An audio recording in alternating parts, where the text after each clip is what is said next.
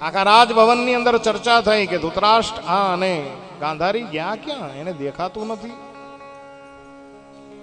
એમાં સંત નારદે આવી અને હસ્તિનાપુરમાં ધર્મરાજને સમાચાર આપ્યા કે તમે એની શોધખોળ ન કરો. બોલે કેમ? બોલે વિદુરસિંહની સાથે ભજન કરવા ગંગાજીના કિનારે ગયા છે.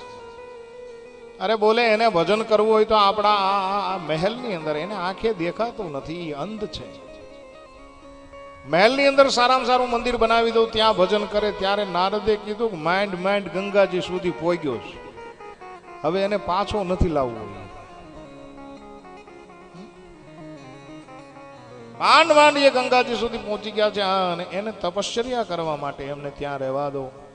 એક ગંભીર વાત કરી. નારદે કીધું ધર્મરાજ યુધિષ્ઠિર સાંભળો. શું? એ તો એનું કાયાનું કલ્યાણ કરવા ગયા છે, પણ આગળનો સમય બહુ વિપરીત આવે છે. તમે પણ હવે તમારી પોતાની તૈયારી કરી નાખો. આવી ગૂઢ વાણી કહી નારદજી ત્યાંથી નીકળી ગયા છે.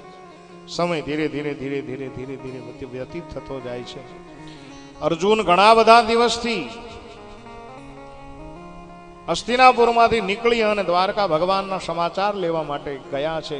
બહુ જાજો સમય થયો, આવ્યા નહીં. એમને ચિંતા થઈ. આજ ભીમની હારે બેસી અને યુધિષ્ઠિર વાત કરે છે, ઘણા સમયથી ગયેલો આપણો ભાઈ અર્જુન હજી આવ્યો કેમ નહીં હોય? ભગવાનના સમાચાર લઈ અને હવે તો આવી જવું જોઈએ. શું થયું હશે? એટલામાં અર્જુન આવ્યા અને અર્જુનનું મોઢું હાવ નિસ્તેજ હતું, મોઢું પડી ગયેલું હતું. અને પડી ગયેલું મોઢું જોઈ અને પહેલો પ્રશ્ન યુધિષ્ઠિર મહારાજે એવો કર્યો કે અર્જુન તું આવી ગયો દ્વારકાથી? બોલે હા. આપણા ભગવાન કૃષ્ણ તો કુશળ છે ને? ગળે ડૂમો આવી ગયો. અધીરા બનેલા યુધિષ્ઠિર મહારાજે પૂછ્યું કે અર્જુન જલ્દી બોલ, ભગવાન કૃષ્ણ કુશળ છે? ત્યારે અર્જુને કીધું કે તમે જેની કુશળતા પૂછો છો એ કૃષ્ણ હવે આ ધરતી ઉપર છે નહીં. શું બન્યું? બોલે આખી યાદવા સ્થલી રચાઈ ગઈ મોટા ભાઈ. ભગવાન શ્રી કૃષ્ણચંદ્ર પરમાત્માએ આ ફાની ધરતી છોડી અને વૈકુંઠ તરફ સ્વધામ ગમન કર્યું છે.